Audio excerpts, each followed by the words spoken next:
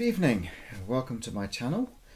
I thought I'd come and talk to you today about a subject which is kind of crucial and critical to the writing of short stories that people enjoy, and that is I'm going to go through the 6 essential components of character as I see it. Now, as with all of these little pieces, this is my personal theories or opinions, and I'm just sharing them with you, just to give you an insight into what I feel is a good way to address the particular challenges of writing short stories.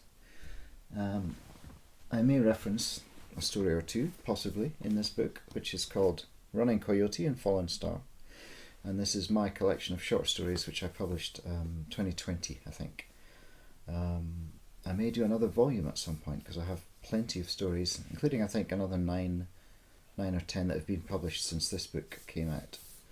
But for now, this is the sole collection of my short stories you can buy online. Very reasonably priced, I should say, on Amazon.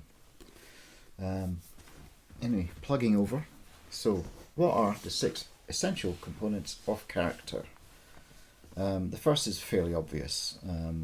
It's almost a cliche to say it, but I'm going to say it anyway. And that is conflict. Obviously, your character needs to have has to have one of 3 forms of conflict, really. Either they have conflict with others, the most obvious form of conflict, interpersonal conflict within themselves, perhaps between one instinct they have and something and how they know they should behave, or wanting to avoid a difficult task and realizing that they ought to take it on board. Something like that, some sort of internal conflict. There's any number of different ways in which to explore that. And then, of course, there's conflict with the universe. I mean, simple physical conflict.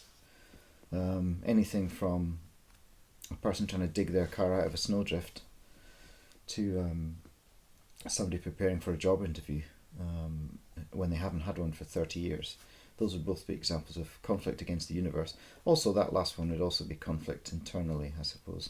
And then maybe at the job interview, conflict with another. So you can obviously layer the conflict so that you've got a story working on multiple levels, which will be very, very intrinsically interesting, usually, if you write it well. The second essential component of character is what I'm calling honesty. But also it could also be interpreted as self-knowledge.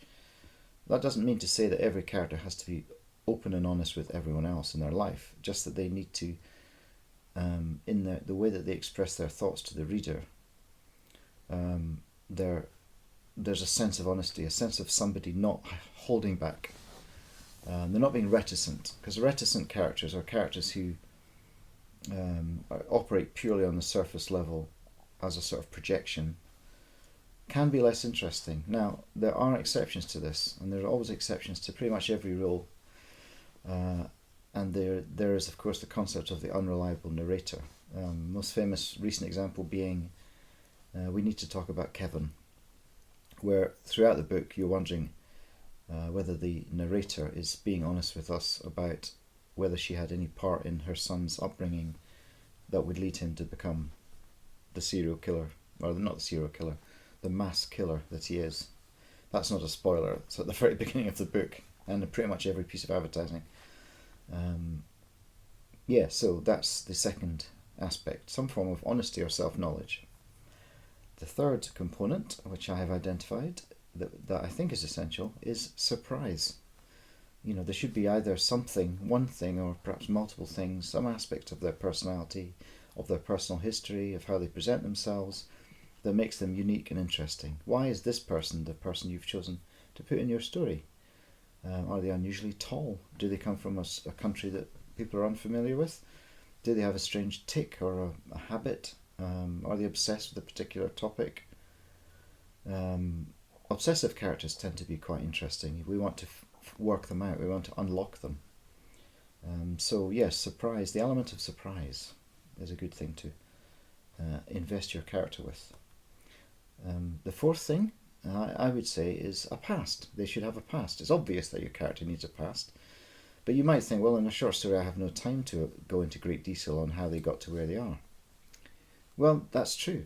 You don't necessarily have to go into great detail about how somebody became where they are at the start point of a story, but you need to know it as a writer. You need to have an idea, an inkling of how this person came into being. So even if it's not something you actively put into the story, it should be something that you put into the work of coming up with that character in that situation.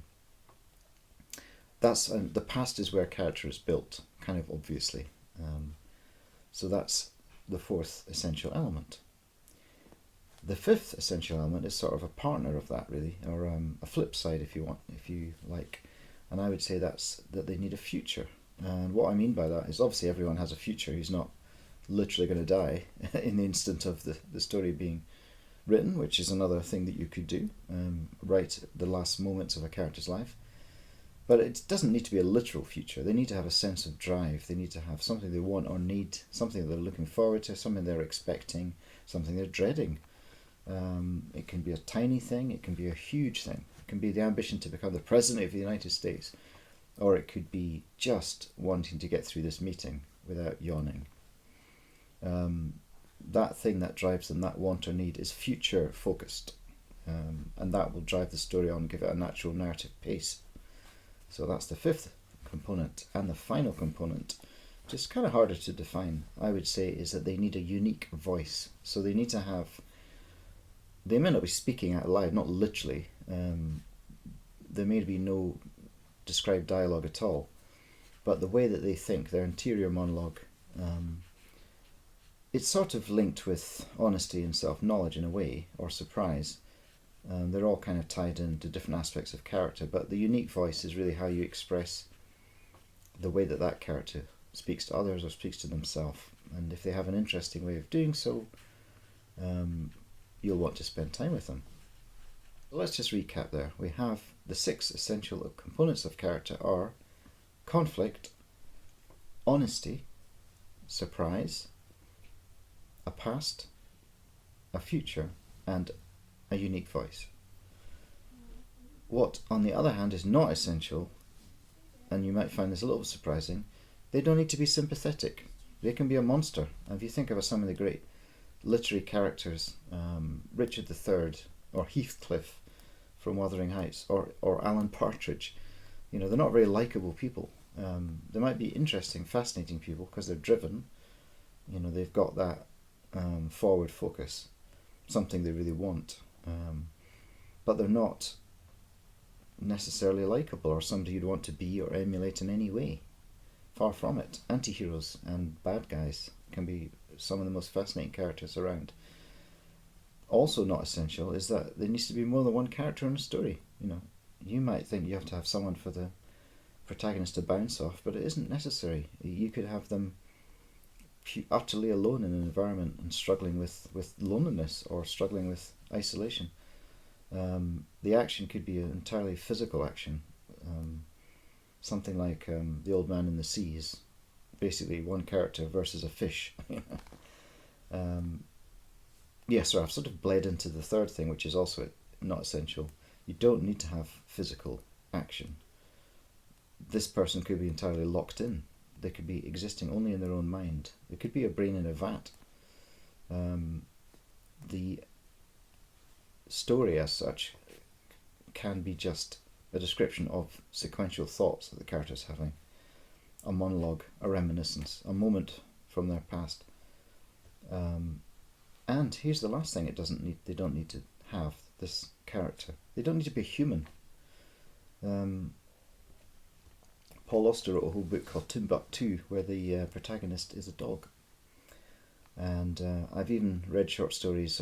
Recently, a friend wrote an amazing short story where the main character, I don't want to spoil it in case you come across it, but basically is not human at all. Is a space, So there are very clever and cunning ways to imbue inanimate objects with character. There's obviously all sorts of animal stories throughout history that have been written. Watership Down being a very famous example, where the rabbits are the protagonists. But it doesn't even need to be a person or a living entity. It could be a tree. Well, that's a living entity. It could be a stone. It could be a car. Herbie. If you ever remember that film from the 70s, the series of films had a racing VW Beetle as its protagonist. So those are things it doesn't need to have. Character doesn't require any of those things to be interesting and worthwhile.